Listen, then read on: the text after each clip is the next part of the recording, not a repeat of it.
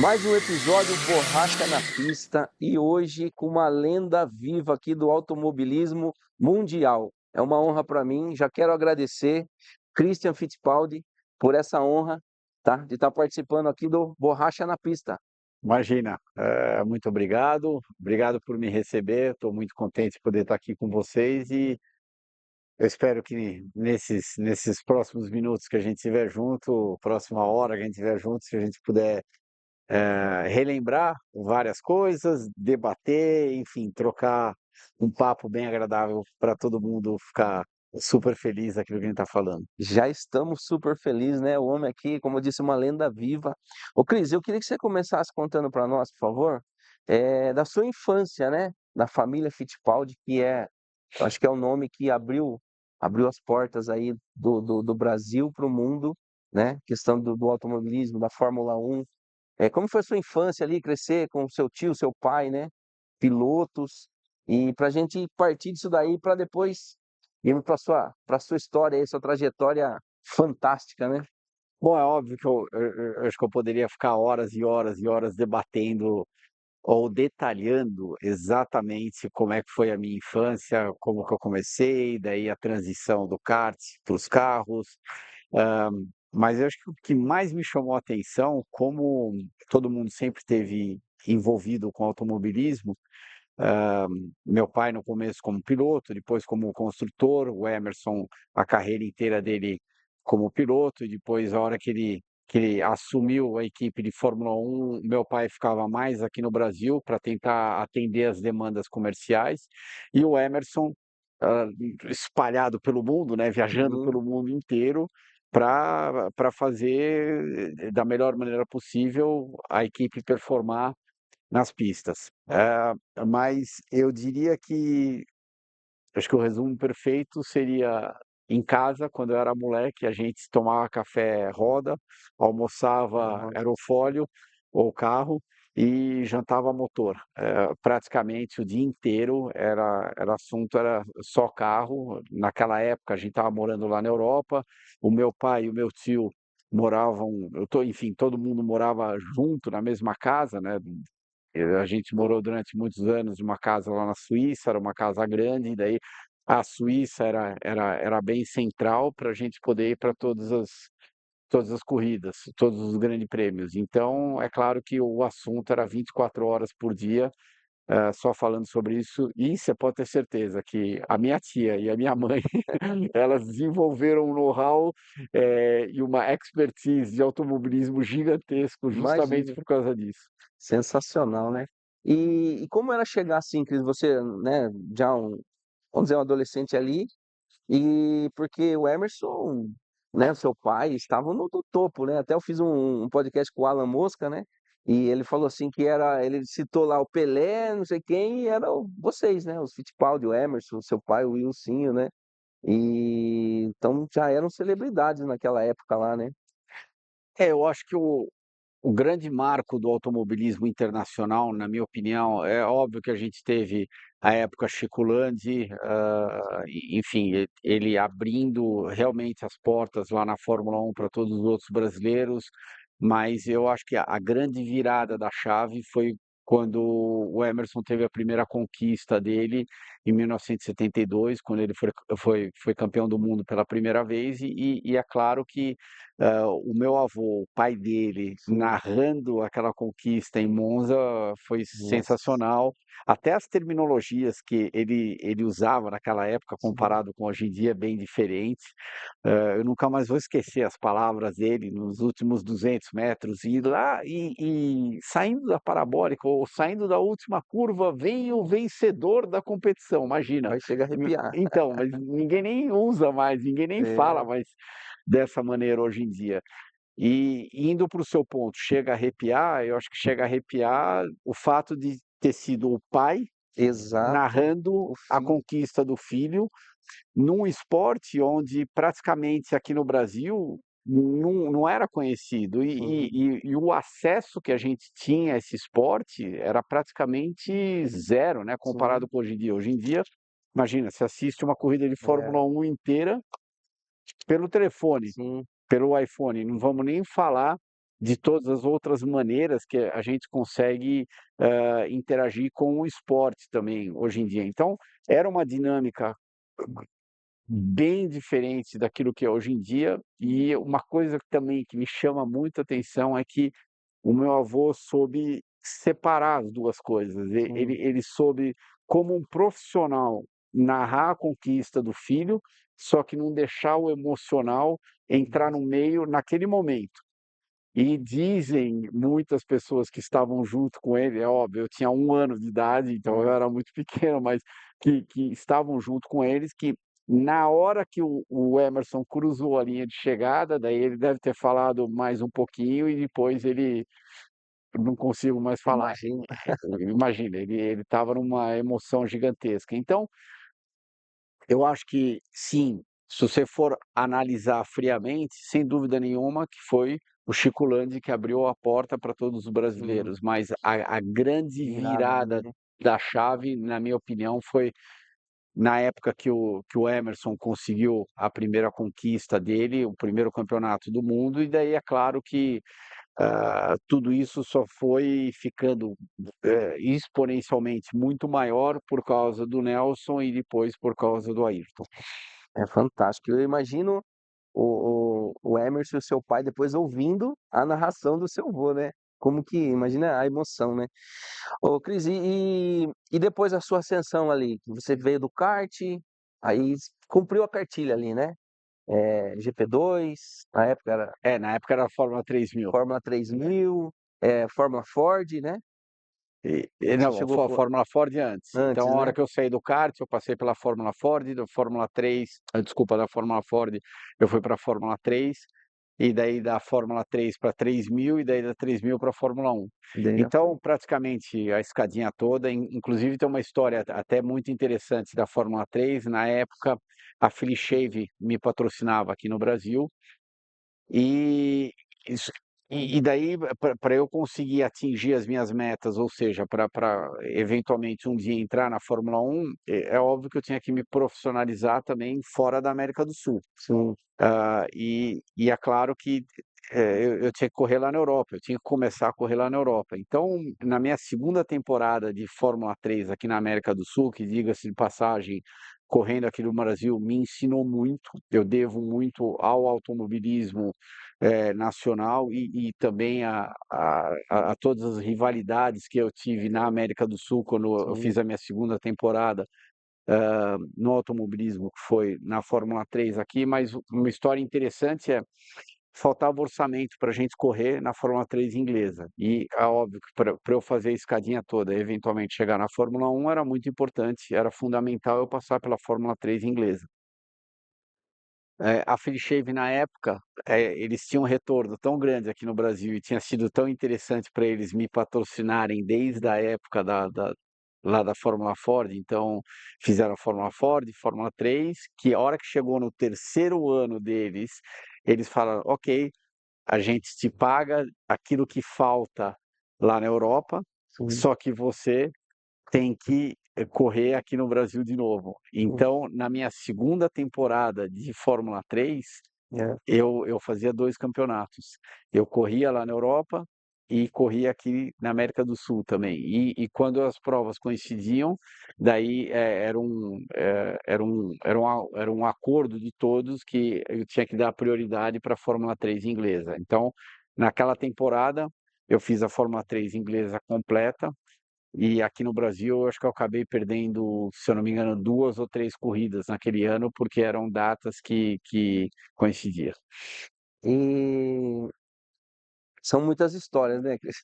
E como foi assim porque eu imagino que foi uma emoção, uma comemoração grande quando você chegou na Fórmula 1, que era o objetivo, né, para ali, para família, para você, a emoção de você Eu acho que primeiro é o sonho de qualquer criança, né, um dia eventualmente poder exato, chegar na Fórmula 1, ainda mais voltando um pouquinho atrás daquilo que a gente tinha comentado, se a mesma criança tentar se espelhar, num Ayrton, num Nelson, num Emerson, hã, e então eles ficam com aquilo na cabeça de eventualmente um dia poder chegar na Fórmula 1, um dia, Sim.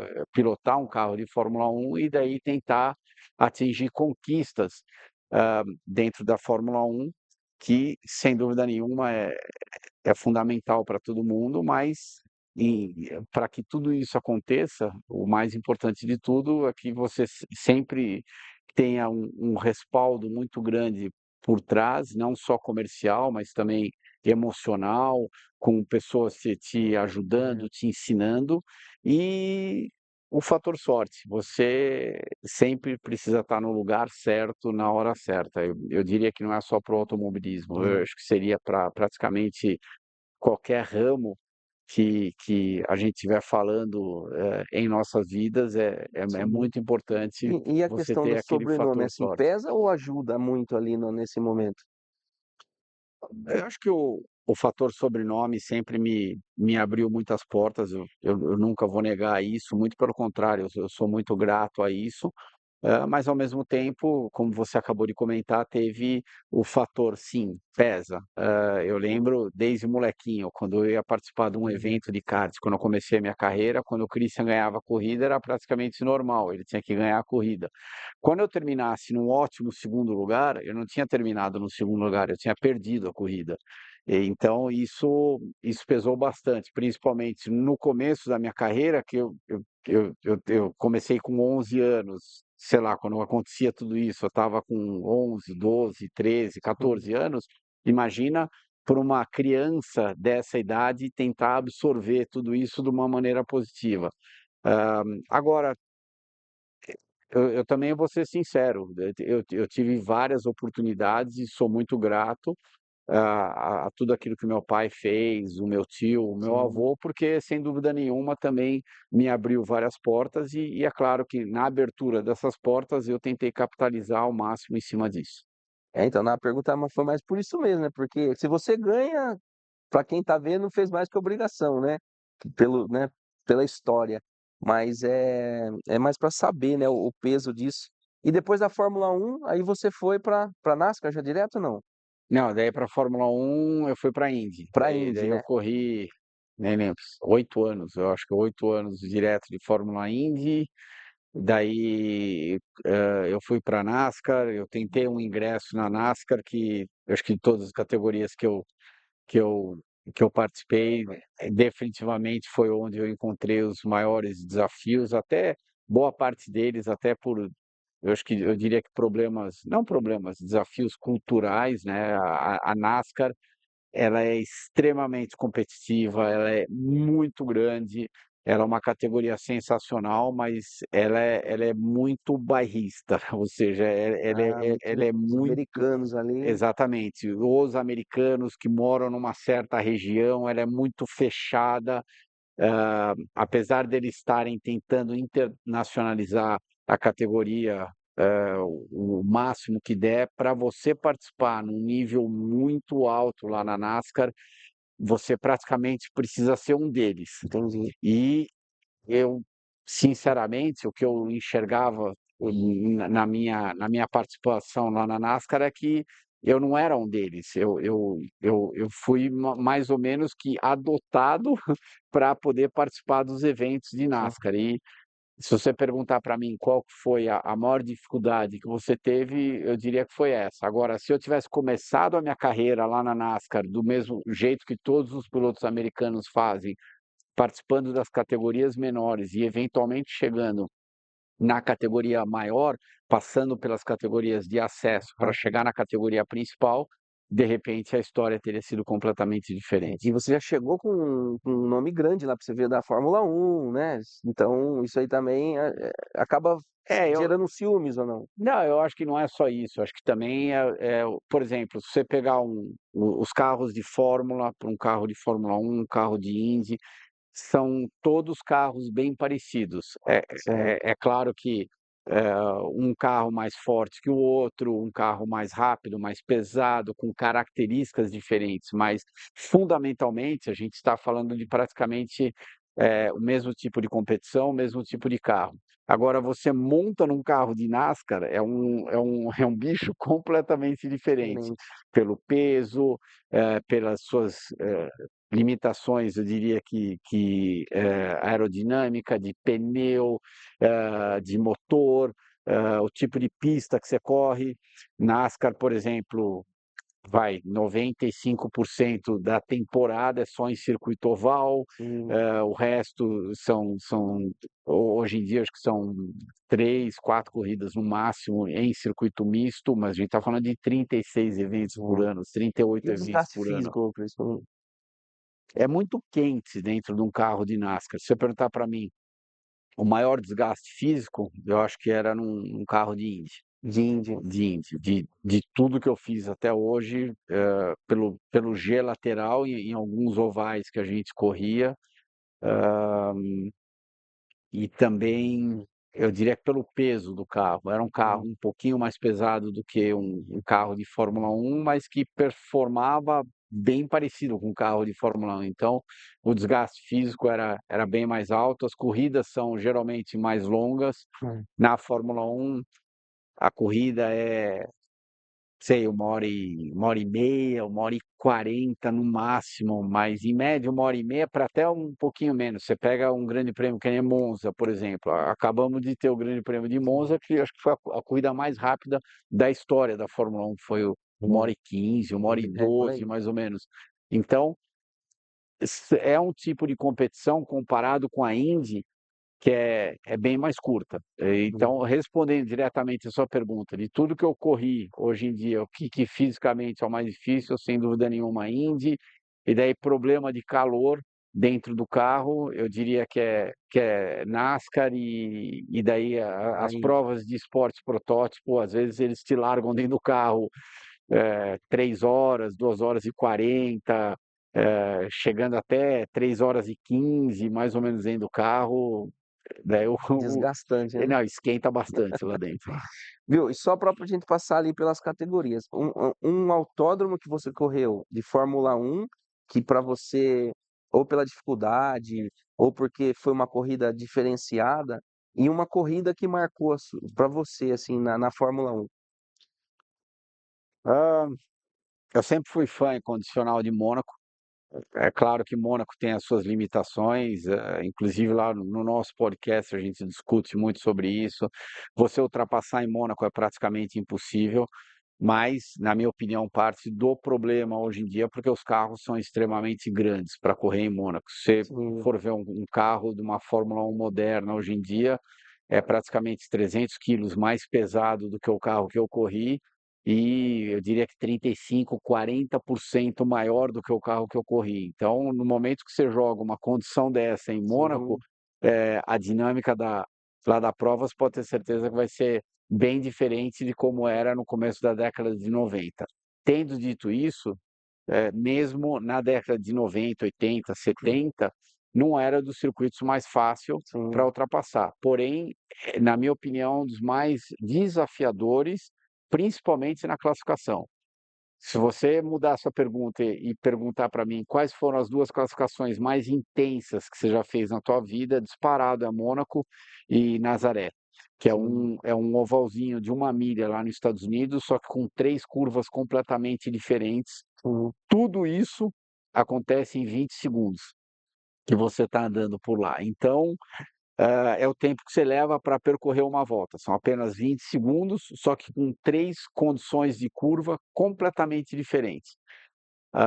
Então, isso no ponto de vista de classificação. Agora, a gente vai entrar nos clássicos. Você pega a Spa, que é um clássico, um sonho, uma pista, todo mundo, uma pista que tem tudo quanto é tipo de curva lá, que exige muito do piloto. Evidentemente, todo mundo sempre sonha em poder andar em Spa, mas Spa, Monza, daí para os brasileiros, eu diria que Interlagos. Eu tive o prazer de poder guiar nas 2 pistas. Então, eu Sim. corri no Interlagos original É, e corri na versão nova, na versão mais eu ia te compacta, perguntar na isso, versão como que foi a moderna primeira aqui de corrida sua Interlagos. aqui na Interlagos? O sentimento, né, de estar correndo na pátria e Eu acho que Interlagos é sempre especial, Sim, principalmente quando você vai correr de Fórmula 1, né? sim, É um evento gigantesco, é aquilo que, desde a época de criança, você almejou um dia tentar chegar na Fórmula 1 e daí finalmente você consegue conquistar esse sonho. Então, correr em Interlagos, Grande Prêmio do Brasil, pela primeira vez, sem dúvida nenhuma, é, é muito especial, é uma sensação que provavelmente eu nunca vou sentir igual na minha vida, mas ao mesmo tempo, existem outras pistas aqui no Brasil que também, na minha opinião, são tão interessantes, talvez até mais interessantes como piloto sim, para guiar do que Interlagos. Uma delas, eu sempre amei Brasília. Brasília, acho que tem um traçado extremamente seletivo, tem algumas curvas em Brasília que você consegue ser competitivo ou fazendo 3 linhas diferentes, ou sim, seja, freando por dentro, no meio, ou se não por fora. Então, isso acaba deixando Brasília muito especial. interessante, muito especial.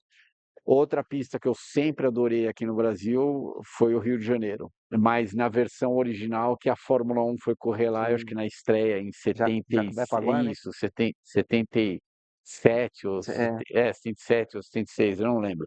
Também cheguei a correr naquela pista, infelizmente eu não corri de Fórmula 1, mas eu corri de Fórmula Ford e Fórmula sim. 3 lá, e eu sempre, fui apaixonado pelaquela pista também. E acabaram estragando a pista, né? Exatamente, infelizmente. Viu, Cristian? E daí uma corrida que te marcou na Fórmula 1, de todos os lugares que você correu, uma especial que você fala, sei que todas são especiais, né? Mas aquela que você, um sentimento que você saiu de, pô, dever cumprido, alguma coisa que te fez uma emoção diferente das outras.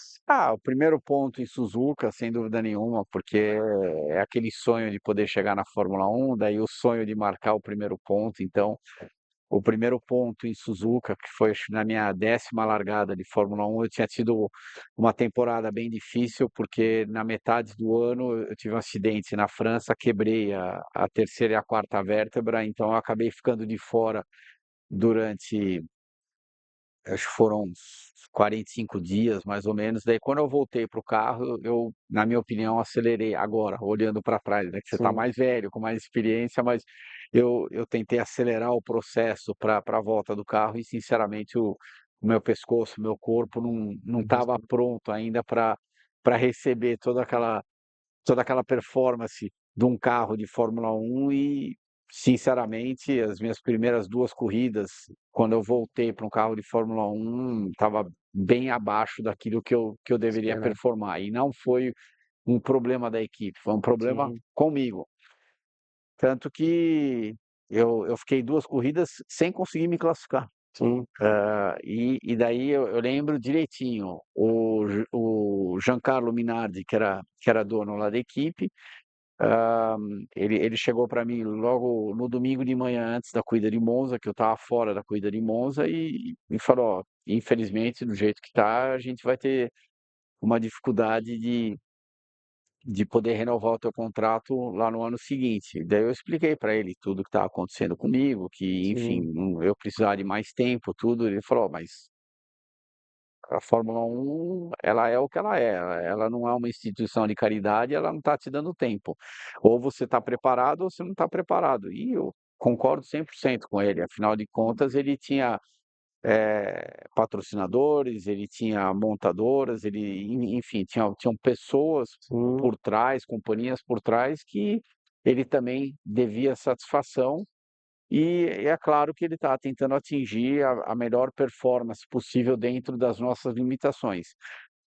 Por incrível que pareça, quando eu fui para o Grande Prêmio de Portugal, eu consegui entrar na corrida, mas eu larguei bem lá atrás, acho que 24º, 25º. Só que daí o fato de eu conseguir terminar a corrida, fazer o Grande sim, Prêmio inteiro, ou seja, 73, 75 voltas, 80 voltas, eu nem lembro direito quanto é que era.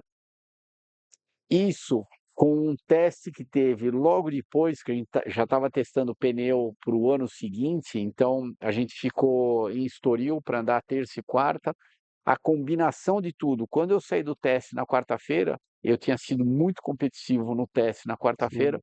parece que virou uma Virou. chavinha de novo na minha cabeça. Eu fui para Suzuka, foi a minha melhor classificação da temporada lá em Suzuka e consegui marcar o meu primeiro ponto. entendi. O Alesi terminou em quinto de Ferrari na minha frente, eu terminei em sexto praticamente um segundo e meio atrás dele, um segundo atrás dele, andando a corrida inteira junto com ele. Então, eu tive que passar por tudo isso para conseguir resgatar Sim, a minha performance de sempre. E são coisas que acontecem com você ao longo da da carreira carreira. de qualquer profissional, mas foi uma situação que, sinceramente, me chamou muita atenção, me marcou. E eu sou muito grato pela oportunidade que eu tive na Minardi, que eles poderiam ter falado, ó, não vai mais dar, a Sim. gente precisa trocar, precisa colocar outro piloto, mas o Giancarlo continuou comigo e daí o resto virou história. Você que está vendo esse episódio aqui, fantástico, e tem vontade de aparecer também, entre em contato conosco e venha fazer parte desse time vencedor Borracha na Pista, o podcast do automobilismo que só cresce em todo o Brasil. Que história, né? Ô Cris, eu quero que você conte depois a história desse capacete, né? Você já me deu uma palhinha ontem. E também, assim, da NASCAR e da Indy, teve alguma corrida assim que também para você foi especial? Essa aqui eu sei que foi, né? O motivo que você Ah, falou, Indianápolis foi muito mas especial, foi a minha primeira aparição nas 500 milhas. Por que que foi especial? Justamente pelo tamanho do evento. sim, Até alguém que não gosta de automobilismo, se entrar na pista de Indianápolis no dia da corrida e ver 400.000 pessoas assistindo, nossa, prestigiando aquele evento, vai meio que, impactante, uau, né? isso daqui é algo diferenciado. E a minha primeira semana em Indianápolis, ela foi bem intensa, porque eu não conhecia nada, eu tinha pouca experiência com circuitos ovais, eu não sabia muito o que esperar do carro, eu ainda não conseguia entender quando eu andava rápido, por que que o carro estava andando rápido, e o mesmo seja dito, quando eu não estava competitivo, por que que eu não estava competitivo, Certo, o que que eu precisava melhorar. Afinal de contas, as 500 milhas foi o meu terceiro oval. E você está competindo contra, por exemplo, o Michael Andretti fez a vida inteira dele, ele correu em circuito oval. Então, é claro que você está se debatendo contra alguns grandes que sim. já tinham muito mais experiência nesse tipo de pista do que eu tinha. O Meu Boésio primeiro. recorreu com você também, chegou. Quem? O Boésio. O Boesio também Boésio.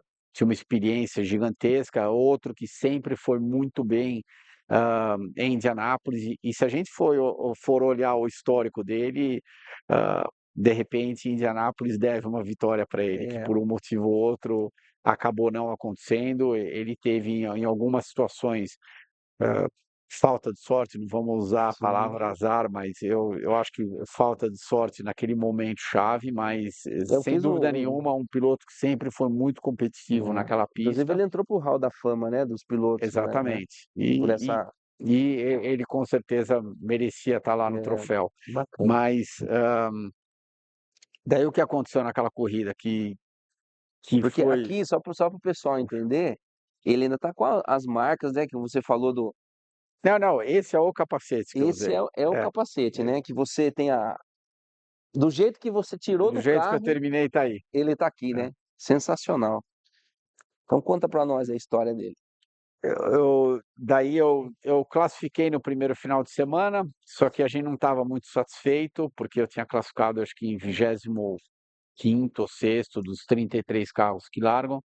Daí você pode retirar o carro do grid e daí tentar classificar de novo Certo. e tentar alterar o carro, e daí foi isso que a gente fez, para ter certeza que a gente já está dentro da corrida. Você não melhora a sua posição de largada, só que daí, com um tempo muito mais competitivo, com uma volta muito melhor, você tem a certeza que você não vai cair fora da prova. Ainda mais naquele ano que tinham, acho que 70 combinações diferentes de pessoas que poderiam estar dentro da corrida, e só 33 largavam. Então, você realmente tinha que ter um tempo muito sólido para você estar dentro da prova. Um exemplo disso, que é uma grande mágoa que eu tenho daquela prova, enfim, mágoa, rancor, tristeza, Verdade.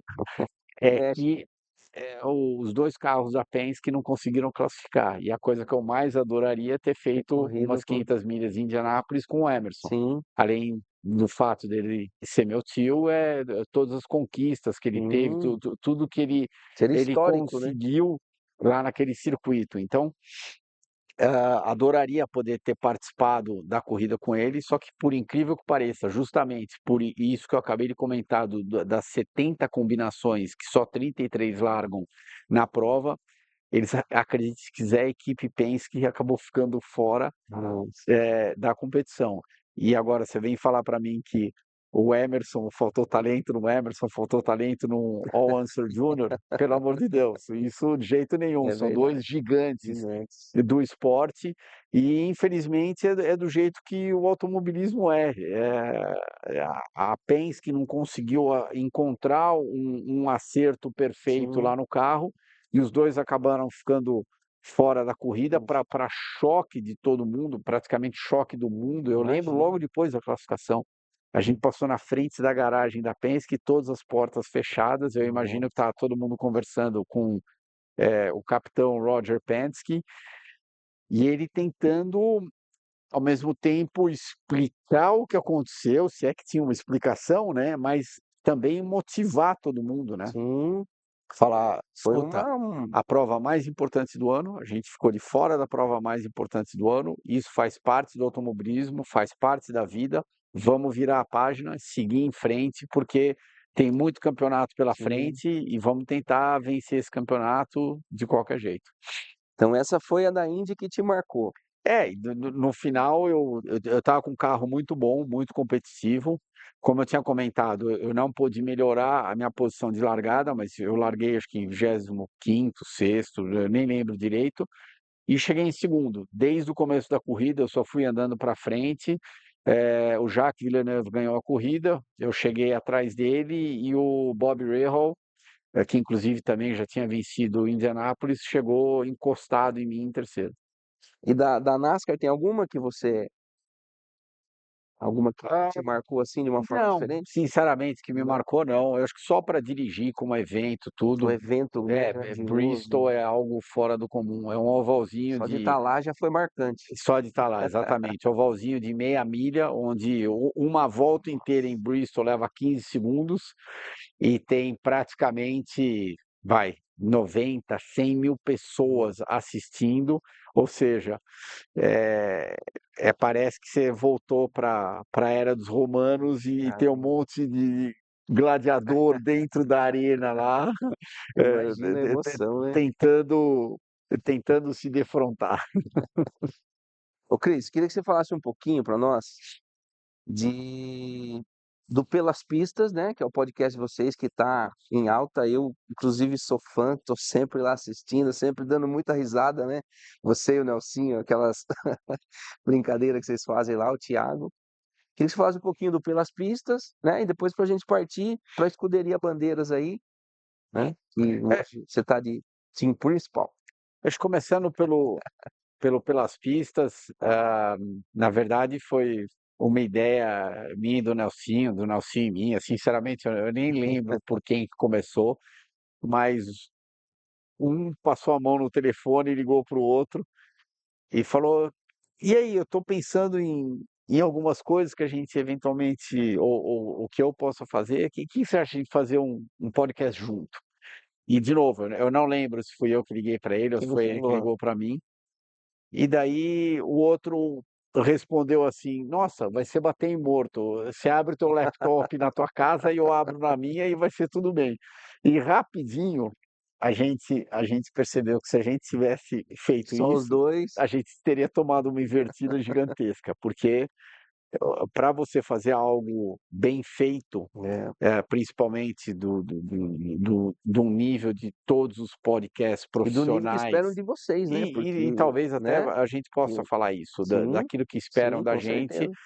teria que ser num nível muito mais profissional do que isso que a gente Exato. tinha sugerido, de abrir teu laptop de um lado, eu abro do outro e está tudo certo. A gente conseguiu, via um terceiro, se conectar com a Pod 360, que é uma empresa profissional de podcast, inclusive, eles produzem vários podcasts, Hum, ah, ah, que estão em alta por aí. O Agro 360, sim, inclusive, é um deles. E daí eles adoraram a ideia. Quando eles legal. adoraram a ideia, a gente meio que fez uma fusão, todo mundo. Daí chegamos no segundo problema, né? Que eu olhei para o Nelsinho, ele olhou para mim e falou: Bom, e aí, o que que a gente vai fazer? A gente que vai conduzir o podcast, mas eu sei guiar, você sabe guiar, é a única coisa que a gente sabe fazer. E a gente tinha que praticamente arrumar alguém que pudesse hum, servir, praticamente entrar nesses sapatos para a gente, né? E daí, como que a gente chegou no Thiago? Eu e o Nelsinho combinamos. Você faz uma lista de nomes perfeitos, que de repente eles nem vão dar certo, porque Sim. profissionalmente eles não possam, ou enfim, tenha qualquer outro motivo, ou de repente eles não, nem queiram fazer algo conosco. E daí os três nomes que o Nelsinho. Eu não imagino uma pessoa dessa, viu?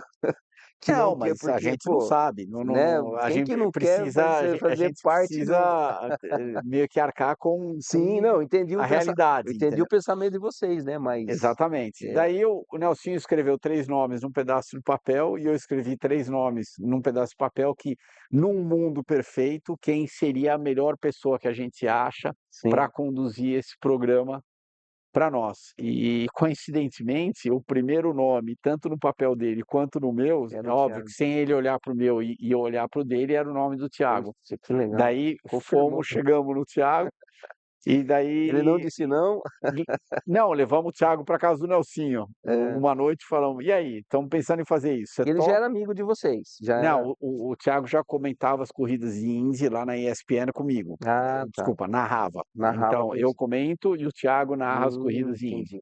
Daí levamos o Thiago lá para casa do Nelsinho e falou: "E aí, tá dentro? Tá afim?" E o Thiago aceitou, ficamos extremamente contentes, e daí foi meio que como começou a nascer Legal. tudo.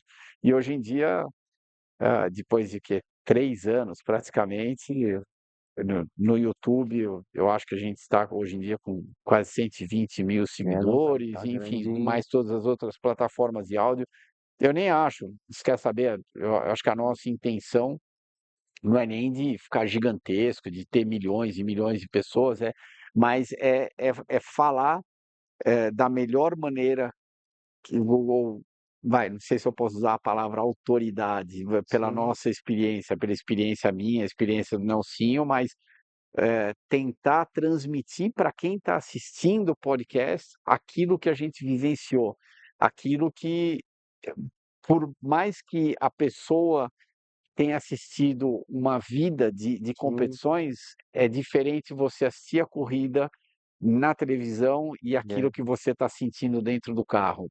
Tem uma distância bem grande disso daí. E é isso que a gente tenta passar para quem está ouvindo o nosso podcast, e eu espero que a gente consiga fazer Não, isso pode ter com certeza que, sucesso. inclusive, eu sou inspirado por vocês, né? Então, continue. E eu gosto muito das brincadeiras que vocês fazem lá, porque às vezes as pessoas pensam, pô, como que são eles, né? Então, essas brincadeiras acabam trazendo para nós, que, né, ouvintes e fãs, mais a parte humanizada, né? Não, eu acho que outra coisa que tem, que Uhum. coincidentemente tem de interessante, tanto da parte do Nelsinho quanto da minha, é que viemos de 2 famílias, que Exatamente. praticamente fizeram a história do Sim, automobilismo aqui nesse país. Então, exatamente. a gente também sente na pele mesmos problemas, ou Sim, mesmas dificuldades, desafios, problema não, eu vou retirar o que eu falei, problema não é, mas desafios, sim, dificuldades. Então,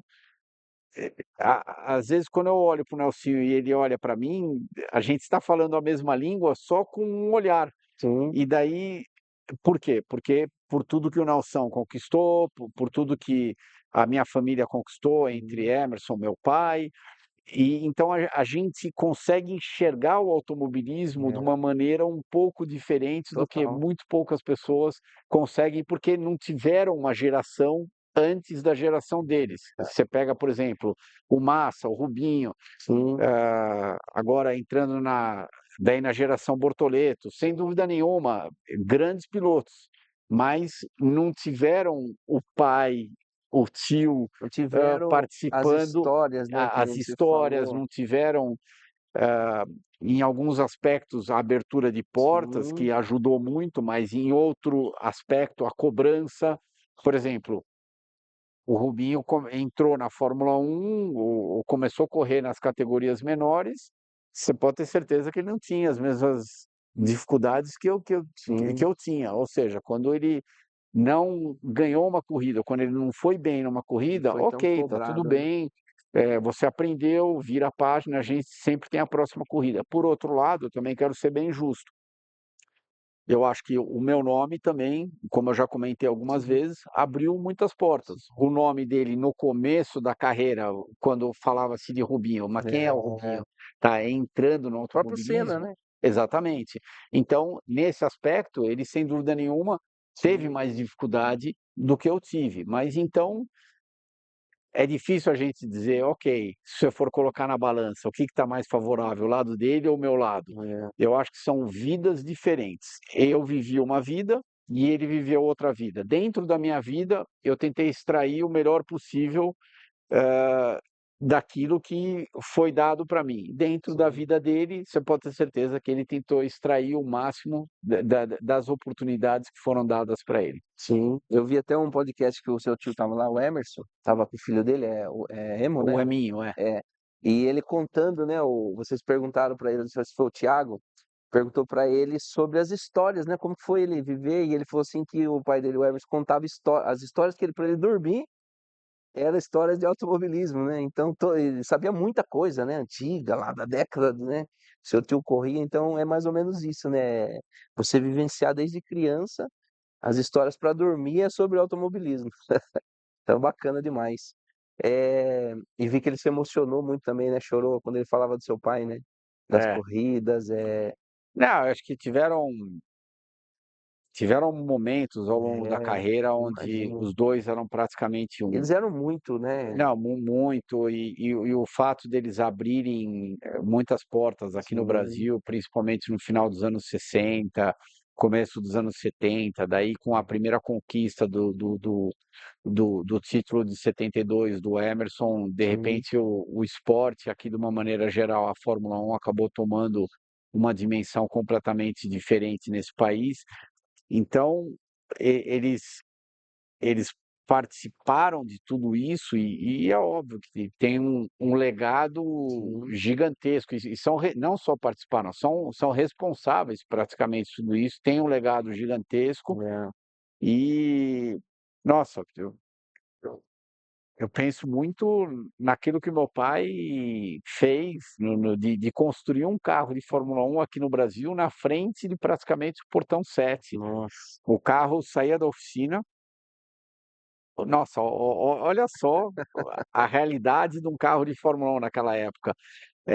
Amarrava um lado de um cabo no para-choque da Kombi, o outro no Santo Antônio do carro, nossa, só tirava, os pneus, colocavam, rodas pneus mais estreitos só para poder guinchar, levar o carro até o box, daí chegava no box, montava o carro inteiro e daí praticamente ia sair para treinar com o carro. Essa era a a Fórmula 1 da realidade. década de 70, essa era a realidade. Nossa, quantas histórias o meu pai Nossa, não me contou ao longo desses anos que ele pedia relação de câmbio para uma empresa que chamava Hewland lá na Inglaterra via Telex. sim, Hoje em dia você pergunta para qualquer pessoa o que que é Telex, 90% delas não tem nem ideia. nossa, Então era o meio de comunicação que você sim, tinha naquela época, as dificuldades que eles passaram de mandar todos os componentes para o Brasil,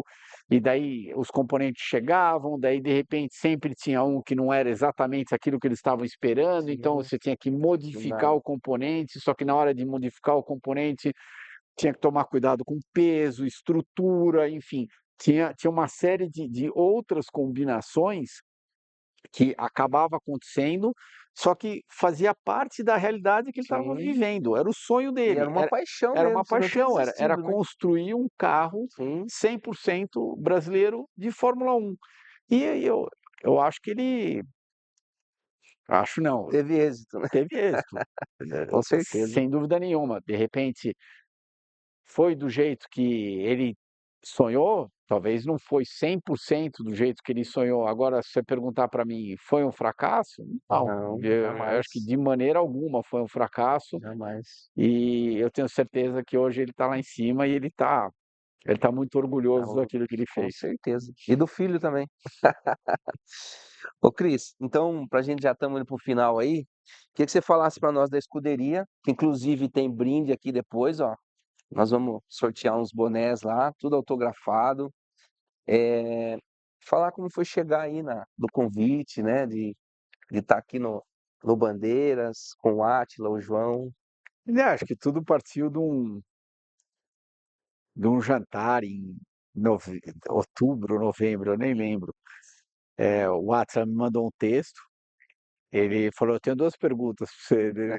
A primeira eu respondi fácil, acho que ele estava com alguma pergunta, daí eu falei: "Ah, não, isso daqui é assim assado", ou sei lá, né, eu nem lembro o que que era.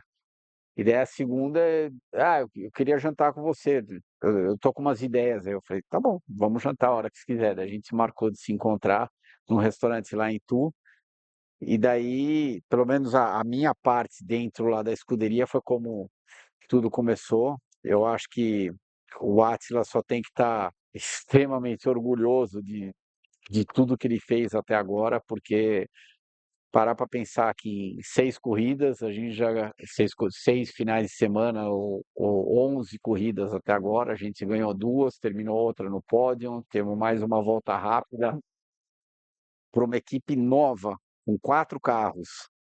Se tivesse começado com 2 carros, teria sido uma operação menos difícil. Nunca é Sim, fácil, quero deixar bem claro, mas menos difícil. Agora, a operação acabou crescendo para 4 carros, então, tendo que colocar tudo na sua posição perfeita, num espaço de tempo sim, tão curto, tão limitado quanto foi, e ainda mais a categoria atrasando o início do campeonato, os carros chegando meio que em cima da hora, foi não difícil, foi foi fácil.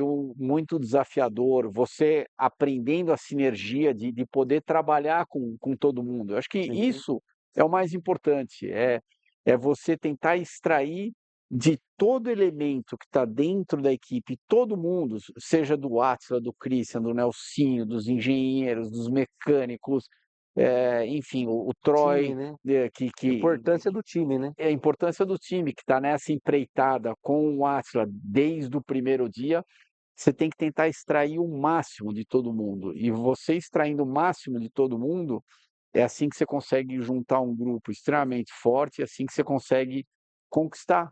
E se tem uma coisa que me chamou muito atenção na Escuderia Bandeiras, que a gente está sabendo, ou a gente está entendendo esse jogo muito bem, é que desde o primeiro dia até agora, a gente só cresceu. Hum, E, inclusive, quando a gente volta das corridas, né, geralmente na segunda, terça, no máximo na quarta, a gente se reúne para debater tudo que a gente fez de certo, tudo que a gente fez de errado. E de uma maneira geral, do começo do ano até agora, independente dos resultados, tiveram finais de semanas que a gente voltou para cá com sim, resultados que não foram tão positivos. Porém, a equipe operou de uma maneira melhor. sim, Ela operando de uma maneira melhor, a gente terminou em alta. Então não adianta só você olhar os resultados positivos e só viver em cima de glória, e sim, sim entender como que essa sinergia, como que esse grupo está operando. E se o grupo está sempre melhorando, quer dizer que você está indo no caminho certo. Agora, você perguntar para mim aonde que ele quer chegar, é óbvio que a gente quer sim, chegar em várias conquistas, a gente quer se solidificar de uma maneira no automobilismo nacional, a princípio, de ser a maior estrutura sim, do Brasil no quesito corrida de carro. sim. Então, isso, sem dúvida nenhuma, seria fantástico se isso acontecesse, eu acho que está indo no caminho certo, mas ao mesmo tempo tem um caminho bem longo a ser percorrido, porque afinal de contas, principalmente você pega a Stock Car, que é disparado a categoria mais competitiva do automobilismo Sim, nacional. Você está brigando contra uma série de outras equipes que são extremamente competitivas e, além disso, fazem isso há 10, 15, verdade. 20, 30 anos. Então, imagina a vantagem que eles têm em cima de você de ter um grupo que funciona extremamente bem, de já fazer isso há 30 anos e a gente tem 6 meses de vida, praticamente. Eu, se eu fosse o Átila, se eu fosse o Centro Empresarial Bandeiras, o pai do Átila, o seu João, a dona Alexandra, eu estaria extremamente orgulhoso de tudo que foi feito até agora, porque foi, Mas eu tenho sinceramente, certeza que eles impressionante. estão orgulhosos, viu, Cris? Inclusive esse troféu aqui, ó, é uma dessas que coroa isso, né? Que é Essa o daí foi a melhor, a volta melhor mais rápida. equipe, Ah, né? não, a melhor equipe. A Não, melhor isso equipe. mesmo, eu confundi com aquele da volta É, mais rápida. Esse daqui foi isso a aí nossa já primeira vitória. Foi a primeira vitória na primeira corrida lá do Velocitar. é Foi, isso. sem dúvida nenhuma, foi um marco para a gente. A gente conseguiu ganhar a corrida de sábado e a de domingo. Então, sábado ganhamos com o Enzo.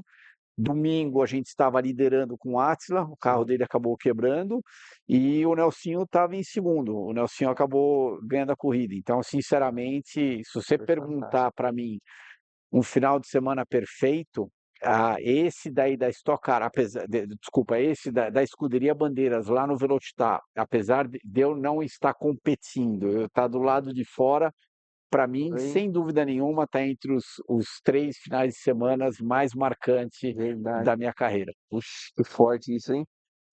Bom, Cris, eu quero deixar registrado aqui, né, que para nós aqui de Sorocaba, região, eu sempre falo isso pro João, né? Conheço o Átila da época do kart e é um orgulho para nós ter aqui o Centro Empresarial Bandeiras, né, que essa estrutura fantástica que eles montaram aqui e ter a Escuderia Bandeiras agora que representa a nossa região, né? E ter você aqui, né? Todos os pilotos, né? O Cinho, né? O Enzo, o Origi, então, e ter você aqui tão perto da gente. E eu sempre comento, falo, reposto muita coisa, porque para mim, pessoalmente, é um orgulho ter vocês aqui e ter um nome de peso, né? Igual o Christian Fittipaldi aqui conosco. E para finalizar, eu queria que você falasse um pouquinho do Christian Família e deixasse uma mensagem aqui para quem está nos assistindo sobre tudo, resiliência, é, uma coisa, né, que venha de dentro de você aí, para quem é seu fã, né, como eu, tem muitos aí espalhados pelo mundo. Ah, Cris, família, minha filha acabou de fazer 15 anos. Uma filha. É óbvio que para mim ela sempre vai ser aquele pacotinho. Ou seja, eu lembro do segundo que ela nasceu. Então, família eu acho que é uma das coisas, se não for, não, é a coisa mais importante que a gente tem em nossas vidas e aquilo que eu, eu, eu, eu consegui conquistar com a Cris, a minha esposa, principalmente de poder passar todos os nossos valores e ensinamentos para a Manuela, é claro que deixam os pais com um orgulho gigantesco e do mesmo jeito que esses mesmos valores foram passados para a gente, só que Sim, foram passados pelos meus pais, na época que eu estava crescendo, e foram passados pelos pais da Cris, da minha esposa, na época que ela estava crescendo. E são valores, eu acho que valores básicos extremamente parecidos, por isso que a sim, gente está junto, senão eu imagino que a gente nunca estaria junto. Porém, a gente até pode fazer essa análise de culturas completamente diferentes, de vidas diferentes, mas são sempre válidos para um agregar ao outro e para a gente tentar passar os nossos valores da melhor maneira possível para nossa filha. Então, eu tenho muito orgulho da filha que a gente tem hoje em dia, a Manuelinha tá por aí, já tá com 15 anos, já não é mais Manuelinha, né? Já virou Né? uma moça praticamente. Daqui a pouco já começa as batidas na porta, né, Cris? É, sei que a gente É, espera, mas não tem jeito, né? enfim, isso daí a gente deixa para outro podcast, a gente deixa para outro capítulo, mas Tá certo. e daí qual que era a A outra? outra eu queria que você deixasse uma mensagem do que Ah, você já viveu, né? Uma mensagem de motivação aí, resiliência, uma coisa sua que você que leva. nunca desista dos seus sonhos. Apesar de às vezes eles parecerem que estão extremamente distantes, eles estão muito mais parecidos do que a gente imagina. Um exemplo disso, eu até posso me usar em vários momentos da minha carreira. Um deles, Indianápolis. Em 95 eu quase ganhei provavelmente o maior espetáculo do automobilismo Sim, mundial. Eu terminei em segundo nas 500 milhas. E se você voltar 365 dias antes, que eu praticamente estava disputando, se eu não me engano, ou o Grande Prêmio de Silverstone, ou se não o Grande Prêmio da França, que foi. Ah, não, não, não. Eu estava no Grande Prêmio de Mônaco, e se alguém chegasse para você e falasse assim: nossa, daqui 365 dias você vai quase ganhar as 500 milhas de Indianápolis. sim, Eu vou falar, você está ficando louco, né? Primeiro que eu nunca corri no oval, não tenho experiência nenhuma. Segundo que naquele momento o meu foco total era na Fórmula 1.